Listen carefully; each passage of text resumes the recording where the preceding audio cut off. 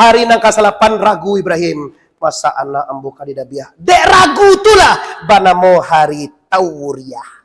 Disunahkan puasa kecil guru kita menurut hadis Rasulullah. Barang siapa yang puasa di hari nan kasalapan di hari Raya Idul Adha, diberikan oleh Allah balasan yang tidak terhingga atau sama dengan puasa selama setahun. Dan banyak hadis-hadis pendukung tentang itu. Bila puasa itu 2 hari kasamba bayang raya haji. Sudah tu mimpi lagi malam, mimpi juga seperti itu. Dabiah anak engkau Ibrahim. Pagi hari dan ke-9 tu Pak, takana Dede Ibrahim. Aku nak mengului taca lu yang meh tentang tu Pak.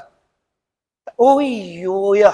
Dulu pernah mau mengecek kau mek kau mah. Mengapolah kambing 1000, mengapo jawi manga untuk kan gini kabau kena. Manga itu andai kata mau beranak, kamu sanggup mengorbankannya bila disuruh oleh Allah Subhanahu.